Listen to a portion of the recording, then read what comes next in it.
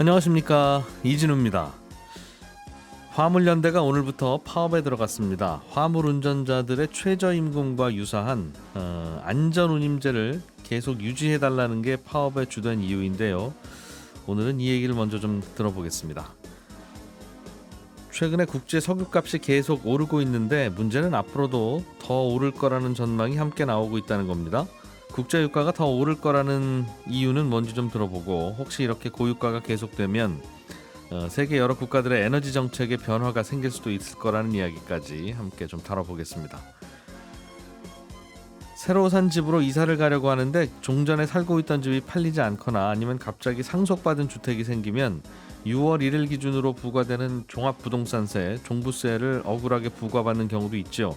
정부가 이렇게 일시적으로 이주택자가 되는 경우는 종부세 대상에서 빼주는 안을 이르면 다음 달에 확정할 예정입니다. 이 내용도 좀 들어보겠습니다.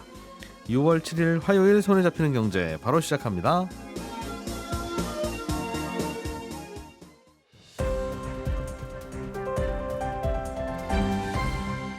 이진우의 손에 잡히는 경제. 네, 오늘도 박세훈 작가, 김현우 소장, 그리고 한국경제신문 나수지 기자, 이렇게 세 분과 함께 경제 뉴스들을 또 산뜻하게 정리해 보겠습니다. 세 분 어서 오십시오. 안녕하세요. 자, 나수지 기자님이 준비해 오신 소식부터 들어보죠. 화물연대가 파업에 들어갔어요. 네, 이 오늘로 넘어오는 자정부터 이 화물연대에 가입한 조합원들이 화물 운송을 거부하는 무기한 총파업에 들어갔습니다. 예. 그러니까 지난 3월부터 하이트진로 물류망 담당하는 화물연대 조합원들이 파업을 이어오고 있었는데, 네, 이게 오늘부터 전국 화물연대 총파업으로 확대되는 건데요. 근데 이번 파업에서 화물연대가 요구하는 핵심이 이 안전운임제라는 게 올해 말이면 끝나는데 이거 적용 기간을 더 늘려달라, 이런 겁니다. 안전운임제가 원래 올해 말까지만 하고 끝내려고 했던 건데 네, 이걸 계속하게 해달라는 거죠? 네, 맞습니다. 뭔데요, 그게? 요 안전운임제라는 게요, 과거에 화물차 운전자들이 일감을 더 많이 받으려고 예. 뭐 과로한다든지 과속한다든지 아니면 과적한다든지 이런 게 많은 게 문제가 돼서 2020년에 도입한 제도인데요. 예. 이 화물기사들의 최저임금이라고 보시면 됩니다. 음. 그러니까 운송 원가에 좀 적정 이윤을 더한 금액을 이 예. 화물차주의 최소한의 운임으로 보장하는 건데요. 요건 어디서 정하냐? 매년 화물기사, 운수사업자, 화주, 공익위원 이렇게 모인 화물자동차 안전운임위원회라는 게 있습니다. 여기서 매년 안전운임이 어느 정도 돼야 적정한가 이걸 정하고, 예. 이게 결정되면 화물운송을 맡기는 화주는 화물기사한테 최소한 안전운임만큼은 지급을 해야 됩니다. 이게 하루에 뭐 두 탕 세 탕 많이 뛰려고 하다 보니 생기는 문제 아니냐, 과로와 과속이. 네. 그러니까 조금만 왔다 갔다 해도 최소한의 어느 정도는 수입이 보장되도록 하자, 그런 제도였나 봐요. 네, 그렇습니다. 근데 이걸 도입하는 당시에는 기존보다 어쨌든 화물운임이 올라가는 효과가 있어서 그랬겠죠? 네, 예. 그래서 도입 당시에 화주들의 반발이, 그러니까 이 화물을 맡기는 사람들의 반발이 컸고, 언제 도입된 거예요?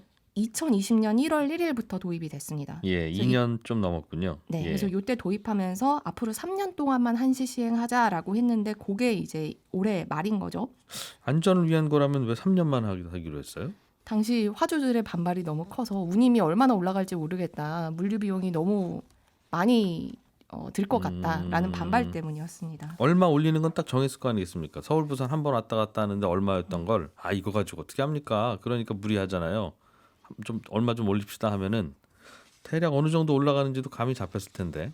네, 정확한 어쨌든, 거는 위원회에서 정하지만 어쨌든 그 당시보다는 높은 운임이 적용되는 건 많은 3년만 하기로 사실이니까요. 했던 거군요. 네, 예. 요거는 이제 매년 정하는 겁니다. 네네. 최저임금처럼. 예. 그래서 안전운임이 적용되는 화물차는 화물연대 가입 비율이 높은 컨테이너를 나르는 트레일러, 그리고 시멘트 운송 차량, 이렇게 두 군데밖에 없었고요. 아하. 네. 그 컨테이너 나르는 차하고 시멘트 나르는 차하고 네, 그렇습니다. 두 가지 화물차만 이걸 적용했다는 거죠. 네. 예. 근데 화물연대는 그러니까 크게 두 가지인 거죠. 안전운임제 일몰 시한 없애고, 계속하고. 네, 계속하고, 그리고 지금은 컨테이너와 시멘트에만 적용되는데 요거 다른 화물차에도 좀 적용해달라, 이렇게 요구를 하고 있습니다. 예. 근데 반면에 시멘트 기업이나 해운업계는 이 물류를 맡겨야 되는데 그렇지 않아도 요새 공급망 혼란이다 해서 물류난이 심하고 운임도 많이 올라가는 추세라 비용 부담이 심하니까 이거는 원래대로 그만하자라는 입장입니다. 글쎄요, 이게 뭐 얼마나 필요한 제도, 꼭 필요한 제도라면 계속 하는 거고 아닌 거라면 좀 다음에 합시다 했어야 되는데 3년만 하고 그만합시다라고 하는 제도를 만든 건 제일 좀 이상하네요. 이상하긴. 일단은 해보자 이런 어, 거였죠. 예. 그러니까 일단 이제 문제가 되는 걸 텐데 음.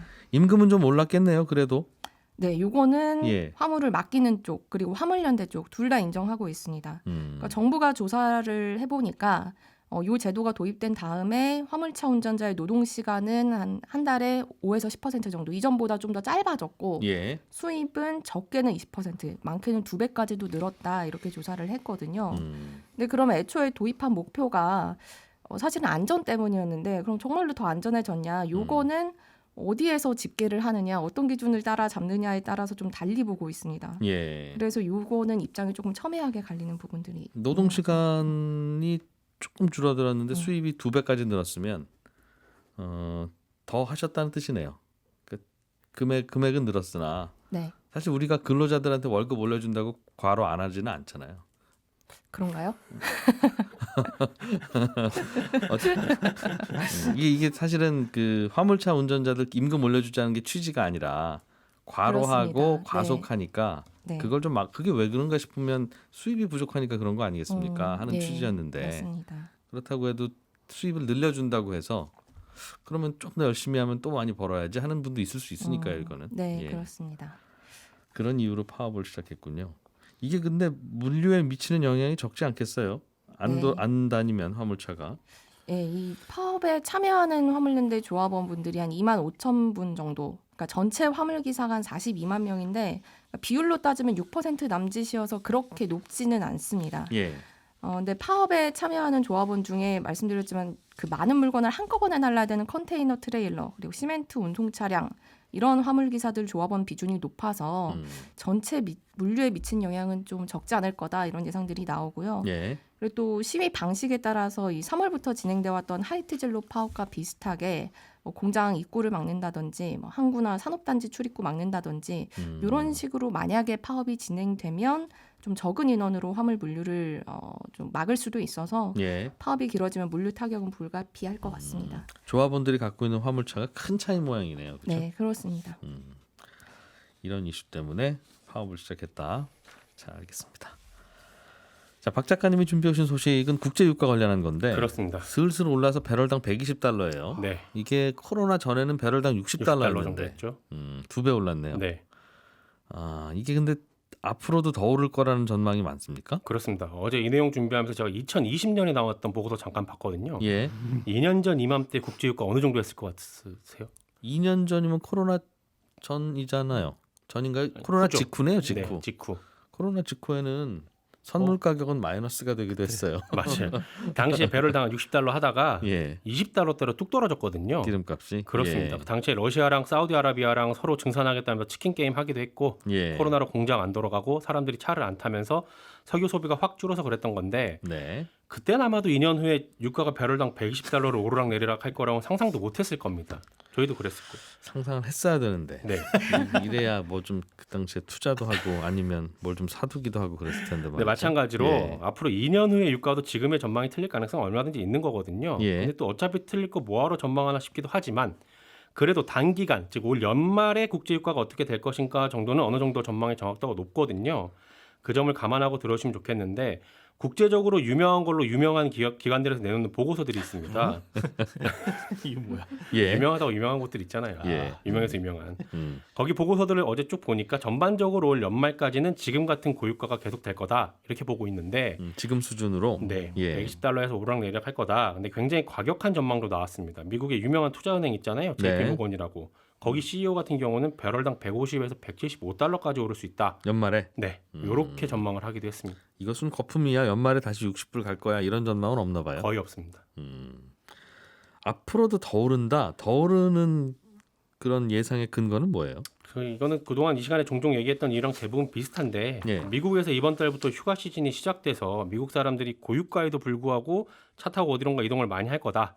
그리고 중국이 세계 최대 원유 수입국인데 상하이랑 주요 도시들 봉쇄를 차츰 풀기 시작하면서 공장 돌아가니까 석유 수요는 많아질 거다라는 겁니다. 반면에 공급은요? 공급은 이제 러시아 사태도 있고 또 EU에서 또 러시아 제재하는 부분도 있고 미국이 제재하는 것도 있고 오펙이 증산을 덜하는 것도 있고 해서 공급은 잘 안 될 거다. 그러니까 앞으로 가격은 계속 높게 형성이 될 거라는 건데 그 전망이 틀릴 변수들을 또 제가 한번 찾아봤거든요. 예. 주로 이제 중국 변수 얘기를 많이 하더라고요. 뭐냐면 중국이 최근에 러시아에서 원유를 싸게 많이 사고 있는데 네. 앞으로 중국에서 늘어나는 수요를 러시아산으로 채우게 된다면 그러면 국제유가가 적어도 지금보다는 덜 오를 수도 있지 않겠냐라는 얘기가 나오기도 하고요. 중국의 수요가 채워지니까. 네, 미국하고 사우디아라비아의 관계가 어떻게 되느냐에 따라서 또 달라질 수도 있다는 얘기가 나옵니다. 예. 최근에 두 나라가 관계 회복을 다시 시작하고 있는데 요게 좀 잘 풀리면 사우디가 증산을 더 하게 될 거다라는 시나리오입니다. 사우디도 증산을 좀 할 수도 있고 하고 싶기도 한데 네.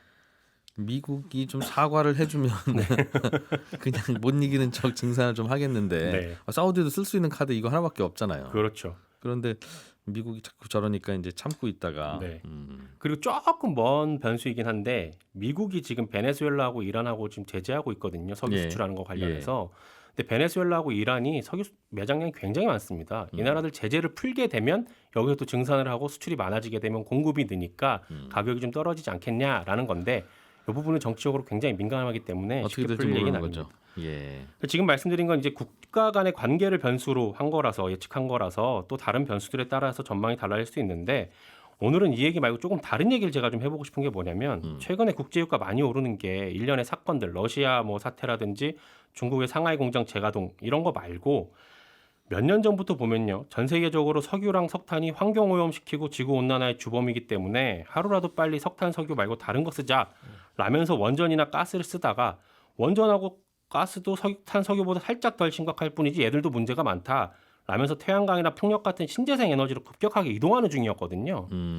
석탄 석유가 미운 털이 많이 박혔죠. 그렇습니다. 예. 그러면서 어떤 일이 벌어졌냐면 산유국들이 생산 시설을 줄이기 시작했어요. 사실은 뭐 줄였다기보다는 노후화된 시설들 재보수를 안 했다는 게 더 맞을 텐데. 됐어 그냥 저 유전 덮어.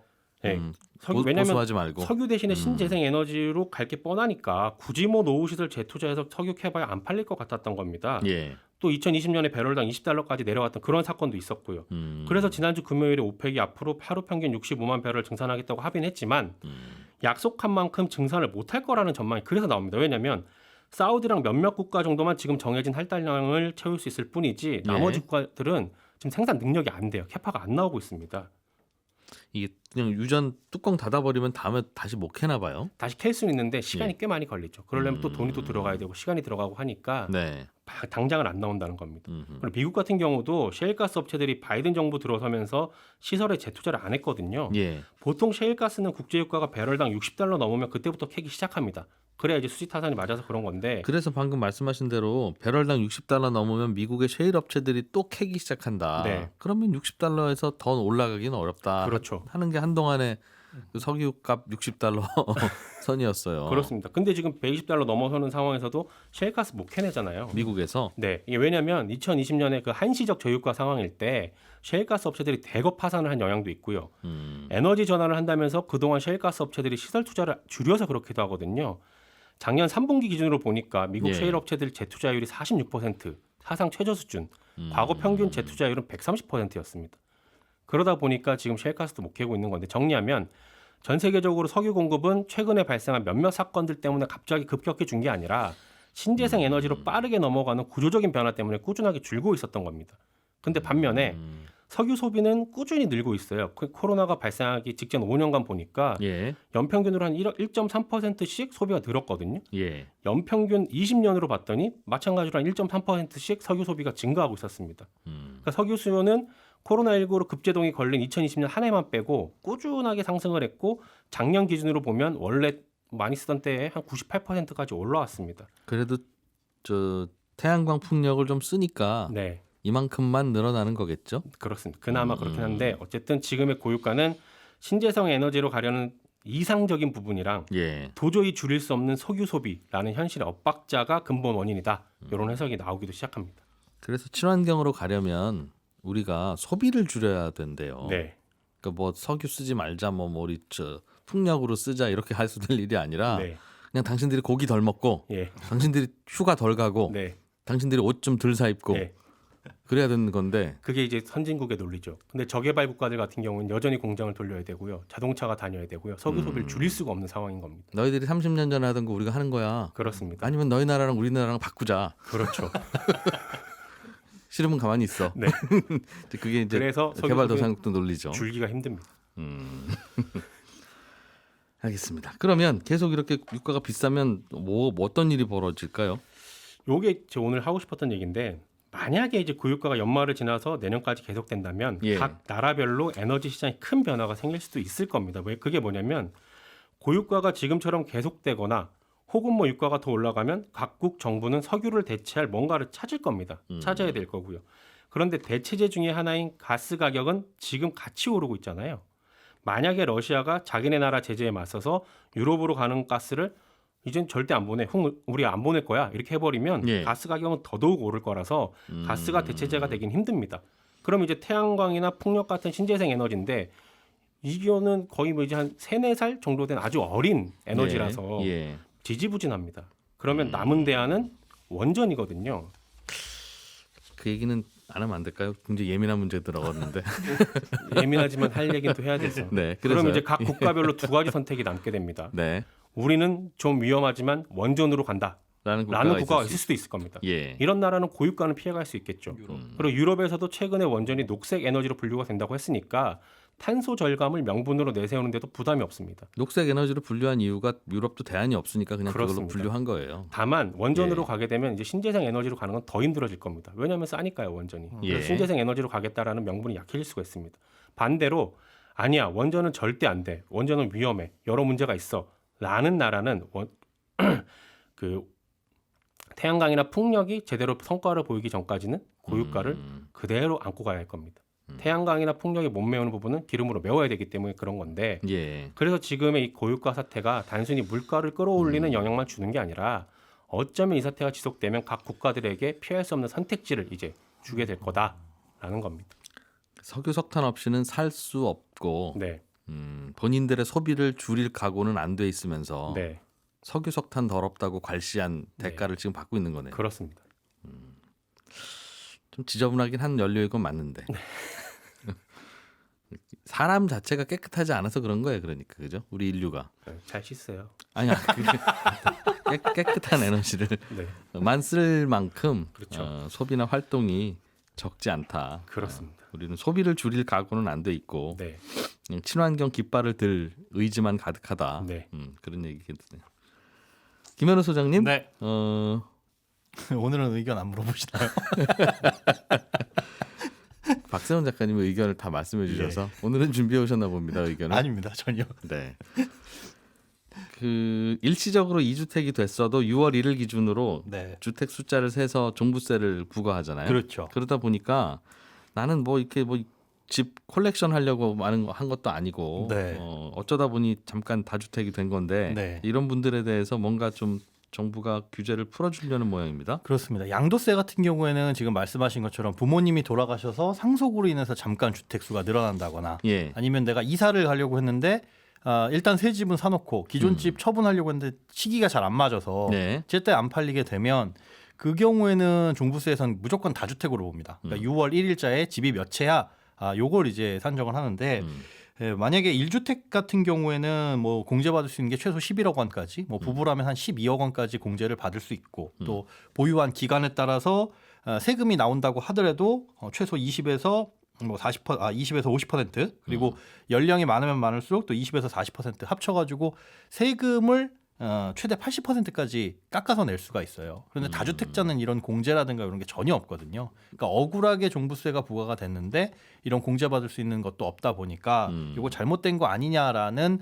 목소리들이 계속 있었습니다. 그래서 예. 이 부분을 좀 수정을 하겠다라는 게 이제 정부 생각입니다. 상속을 받아서 6월 1일 기준으로 집이 두 채 세 채 됐거나 네, 아니면 갈아타기 하려고 잠깐 보유하고 있는 거다라고 그렇죠. 하면 그건 봐주겠다는 거죠. 네 그렇습니다. 그건 뭐 그냥 그렇게 되겠네요. 그러면 봐주면 되는 거니까. 그렇습니다. 그런데 법을 바꿔야 되는 부분이에요.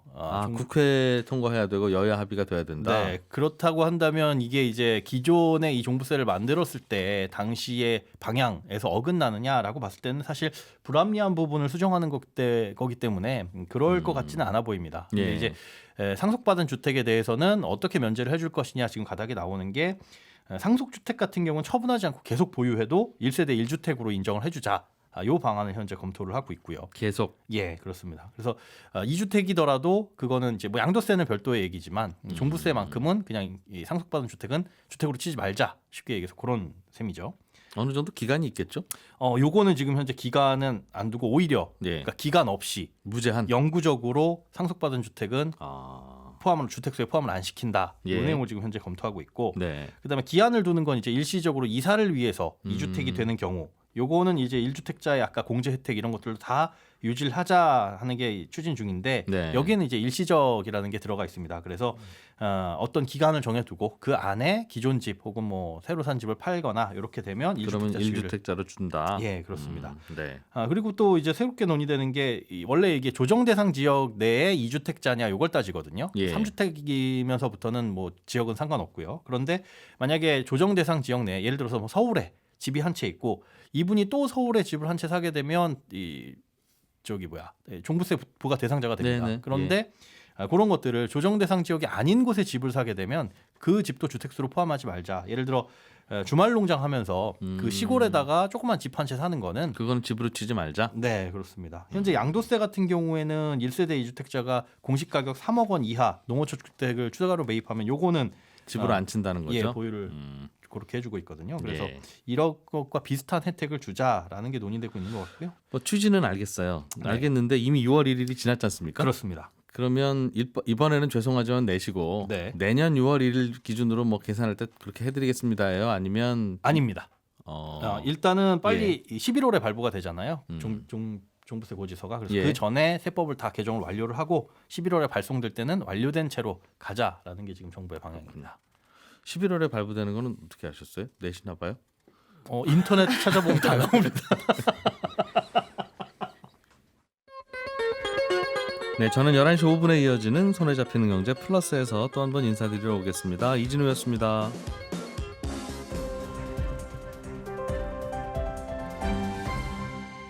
경제를 생각하는 사람들의 즐거운 습관. 이진우의 손에 잡히는 경제.